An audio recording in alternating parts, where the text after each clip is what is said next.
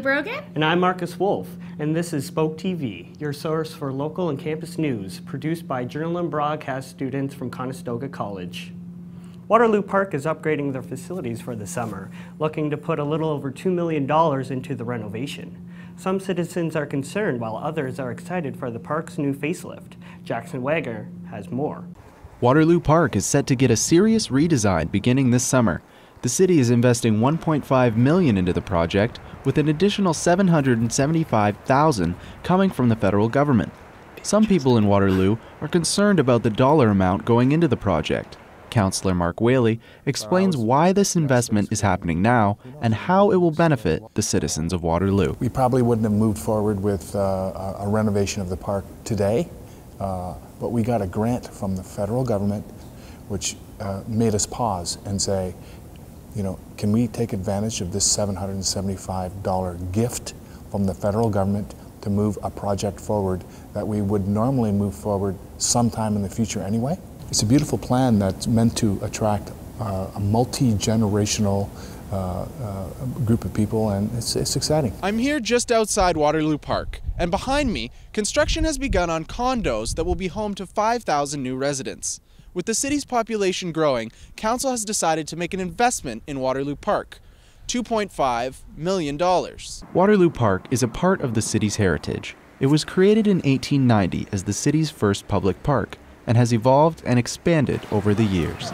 The park is planned to be revitalized into not only a place of public recreation, but a venue for large concerts and festivals in Waterloo. So the history of our city is right there. The genesis in the beginning of Waterloo is right there. It's something to preserve, it's something to invest in, to make it an attractive backyard for these thousands of people who are going to come and live out their lives in this beautiful setting. So now's the perfect time to proceed. We're excited about the opportunity. We've got a great plan, and we're going to move forward. Major construction on the park will begin this summer, though the plan's implementation has been described as long-term. For SpokeTV, I'm Jackson Wagner. In the fall, the St. Louis school in Waterloo was closed due to low attendance. The city of Waterloo wants to demolish the site. Sean Cassidy brings us more on the local residents' battle to make the school historical. For nearly 80 years, the St. Louis school is where children started building their dreams. The first Catholic school in Waterloo now sits vacant on the corner of Willow and Allen Street. Just a few months ago, we showed you there may have been hope in saving this building with a committee of neighborhood volunteers. I think it's got a lot of cultural and heritage value in the neighborhood. It's already a fixture of the neighborhood, so I think that to be able to reuse it for a new purpose would be great. The three proposals put forth by the committee were all turned down by City Council this past February. The reason? None of the models had enough or any return on investment. However, was the city interested in salvaging the abandoned school? For this, we turn to Director of Strategic Planning, Debbie Lucas-Switzer.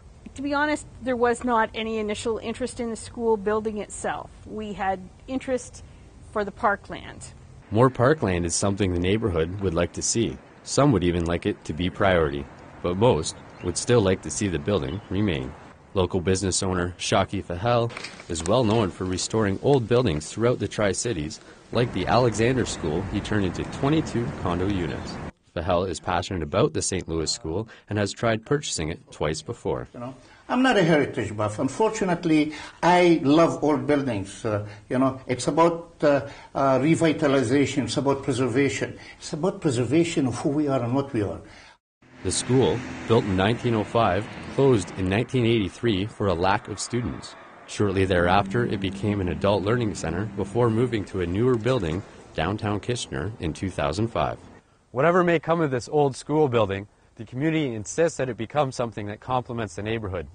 And for the city, if they decide to continue with the project, they must see a return on their investment of more than $500,000 spent just purchasing the property. For SpokeTV, I'm Sean Cassidy. Not even diabetes could stop Jonathan Denoon from chasing his pentathlon and Olympic dreams. Jackson Wagner features this national athlete in his journey.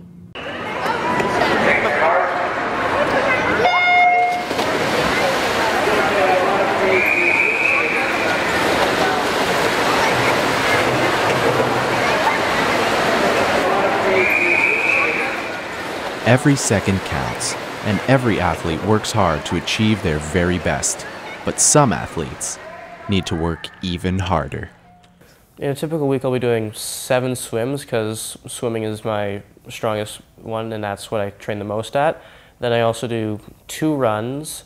I try and get at least 1 fence, sometimes 2. Trying to do the same for the horseback riding and then trying to get at least 1, if 2 if I can, for the shooting. Jonathan is training for pentathlon, an event consisting of 5 sports that test different athletic abilities. In the morning, we'll start out with the fencing, and then there's also swimming, horseback riding, shooting, and running. But Jonathan has to surmount more than just the 5 events when he competes. At the age of 7, he was diagnosed with juvenile diabetes, a disorder that affects blood sugar levels. He works hard to manage his disease and still remain athletic. The way that I'm currently doing it is, before a meal, I'll say, this is X amount of carbs. So I have a pump, and I tell it how many carbohydrates I'm putting in, and then it'll calculate, based on the time of day, how much insulin I need to have for that amount of carbohydrates. It'll show me on a display, and I'll say, yes, I want to have that much insulin, or no, I've been going low a lot today, I'll take a little bit off, or I've been going high a lot today, so I'm going to add a little bit more. For training, swimming, halfway through practice, I'm getting out and checking my blood sugar to see if it's either gone low or gone high. And sometimes if it's gone low, I'll have to sit out for up to 10 to 15 minutes trying to get it back under control before I get back in the water. It's frustrating at times because sometimes we'll be in the middle of or about to go into an important set where my coach is taking times and data from that set that he'll be using in other practices, and then my data from that isn't quite correct, or I don't get any data at all because I've been not able to get in. And then other times when it's going low and then it's going high, sometimes that'll affect how it is or how I'm training. So sometimes I'll either be doing bad technique or I just won't be going very quickly, and then usually I'll be able to pick up on that and get out, but then still that little bit right there wasn't very useful at all. Doing a long distance swim will have a different effect than the short bursts of energy that fencing will have, and it's also quite different to the really long, hard of a triathlon would do.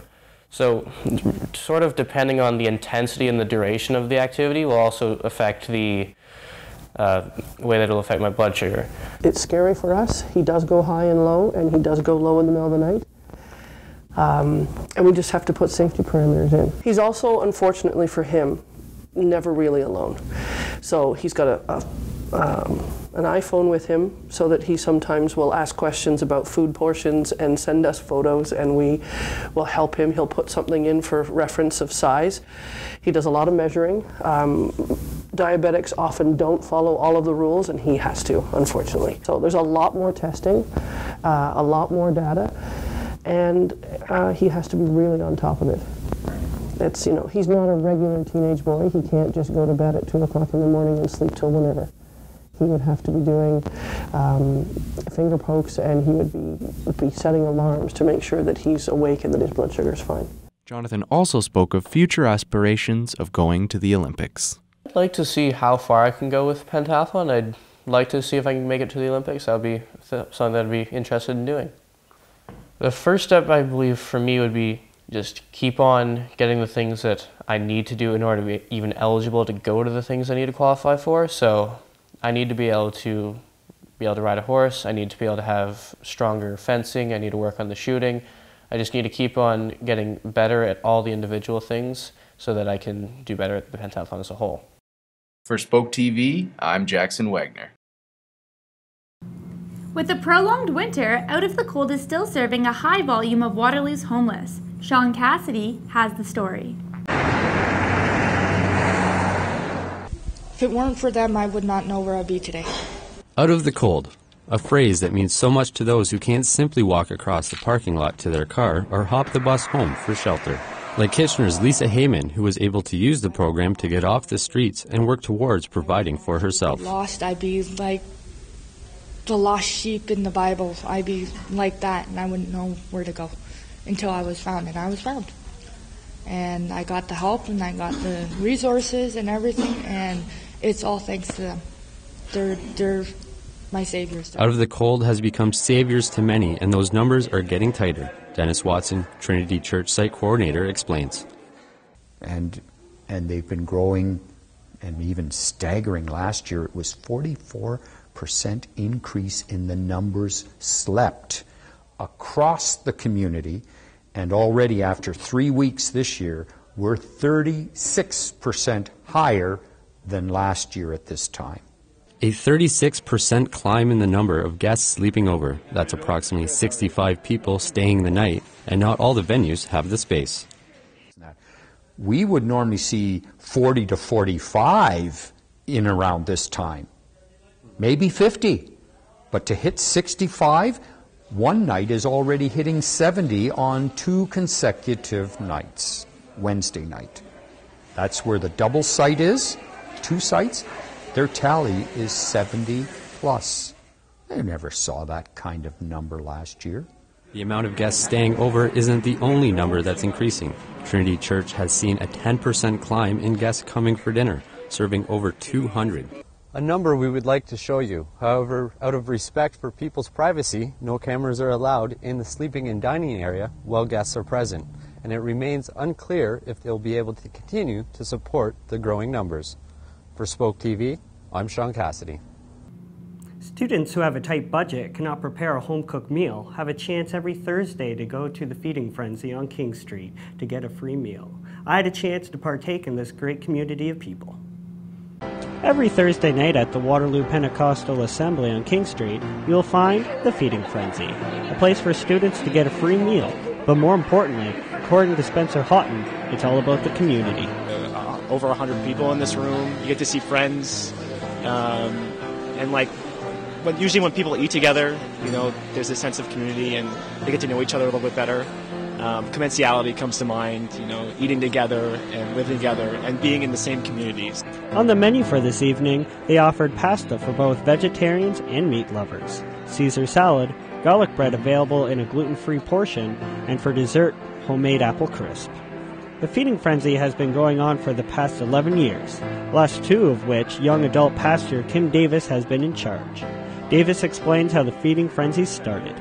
Just with someone wanting to make a difference in our community. And we're situated in a really cool place with 2 universities and a college. And so one of the greatest community needs is obviously towards students. And what do students need? Food. So feeding students was kind of just the most sensible answer. After the students file out, the volunteers that come in here every Thursday clean up after them because it's been another successful evening at the Feeding Frenzy. For SpokeTV, I'm Marcus Wolf.